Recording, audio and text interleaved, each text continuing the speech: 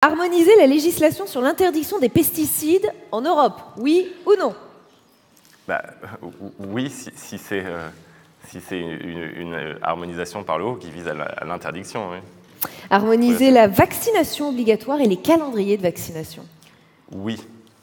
Oui, et je suis d'ailleurs extrêmement inquiet du succès des propagandes anti-vaccins sur Internet, quand on voit que la rougeole redevient un problème en France. Je pense qu'on est face à un défi de civilisation qui interroge les bases mêmes de notre démocratie. Et donc, je pense que c'est une lutte extrêmement importante, oui. Faciliter le partage des données européennes de santé au service de la recherche, ça fait partie des remontées des consultations. Oui, mais c'est pareil, c'est des questions oui-non, je suis désolé. Mais c'est pas grave, vous avez quelque chose. Oui, mais à condition qu'on ait un contrôle extrêmement clair et strict. Moi, j'écoutais M. Lagarde, d'ailleurs, je suis d'accord en partie avec lui. Il y a un risque dans la commercialisation. Si c'est un organisme public et une haute autorité, oui, bien sûr. Interdire la création de profils de mineurs sur les réseaux sociaux, ça fait partie des inquiétudes des Français qui ont été interrogés. Non. Non, je pense pas. Non, je pense pas. Je pense faut réglementer, mais on ne peut pas interdire à quelqu'un de 17 ans d'aller sur Facebook. Enfin, je comprends les dangers des réseaux sociaux, mais il y a un moment quand même, non.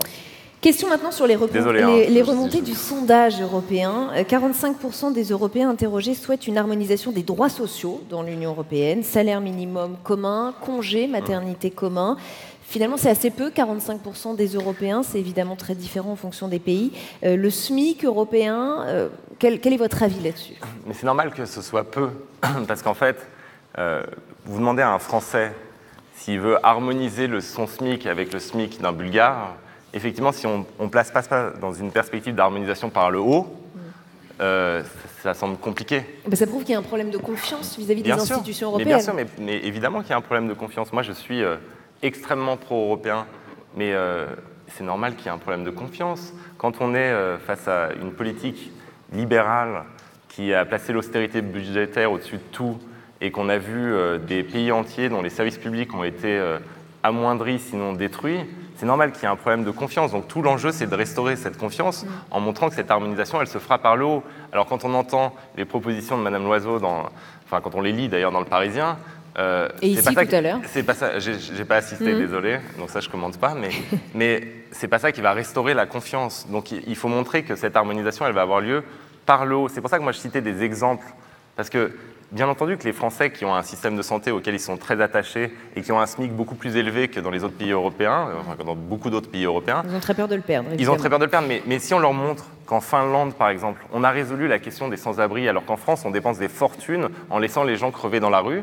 eh bien là, si on montre que l'Europe peut aider à répliquer les expériences positives d'autres pays européens, on va rétablir une forme de confiance. Mais jusqu'ici, c'est trop un instrument qui sert à tirer vers le bas, et donc c'est ça qui rompt le lien de confiance.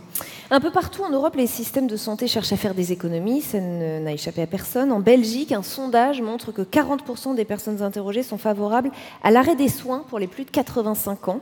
Okay. Aux Pays-Bas, d'après certains médias, on ne placerait déjà plus de stimulateurs cardiaques aux plus de 75 ans. Évidemment, ça fait réagir, ça choque ici, vu de France. Qu'est-ce que vous proposez pour protéger les personnes âgées européennes? En fait, ce que vous venez de dire, c'est une conséquence logique. Moi, j'ai travaillé là-dessus. C'est une conséquence logique d'une philosophie. Alors, je ne veux pas vous ennuyer, mais si vous restez dans une philosophie individualiste du néolibéralisme, oui, et comptable, mais c'est lié, eh bien, effectivement, on va arriver à ce type de solution. C'est-à-dire qu'on a essayé de construire nos sociétés, par exemple, c'était l'esprit du programme du Conseil national de la résistance, on a essayé de construire nos sociétés sur l'idée de solidarité. C'est-à-dire que notre individualité était prise dans un tout, qui était donc solidaire.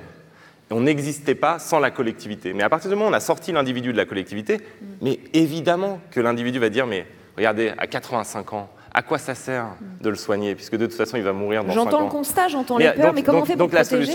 La solution, c'est justement d'inverser ce rapport-là.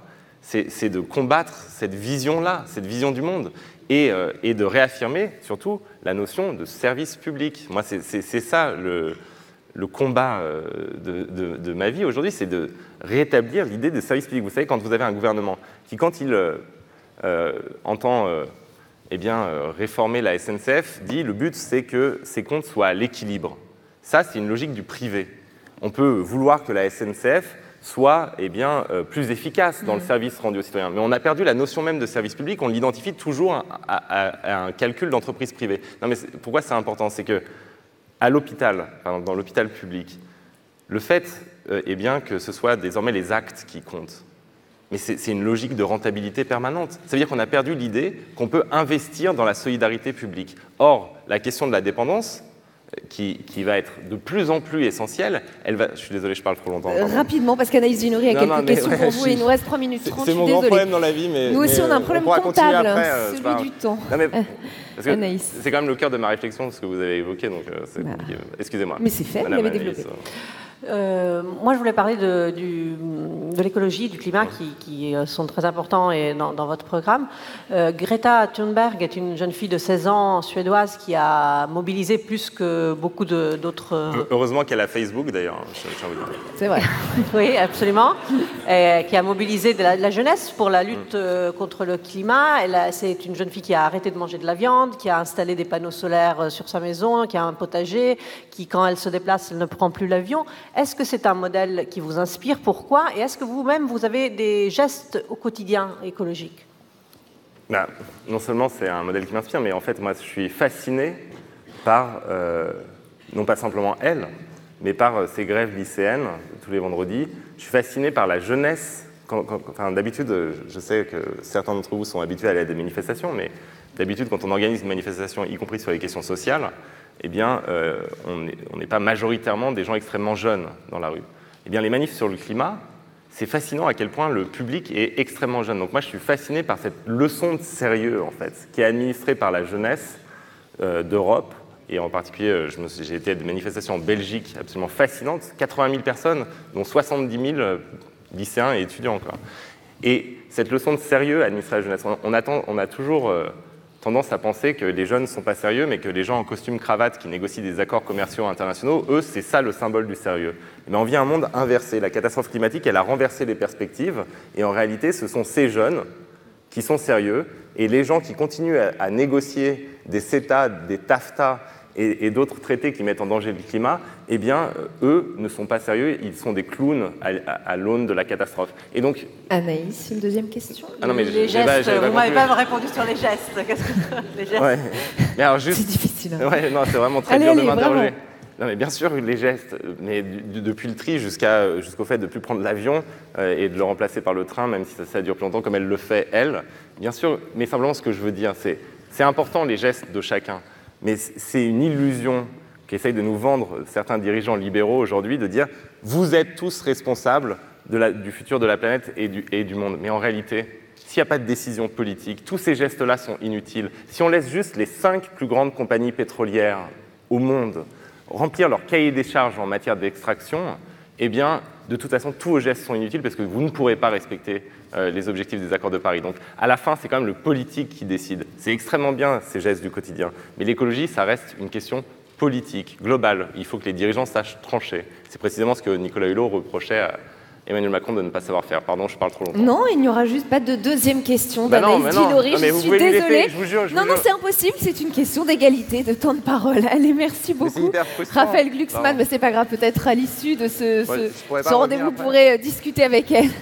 Ou vous reviendrez à Place de la Santé Europe. Merci infiniment, Raphaël Glucksmann. Merci beaucoup.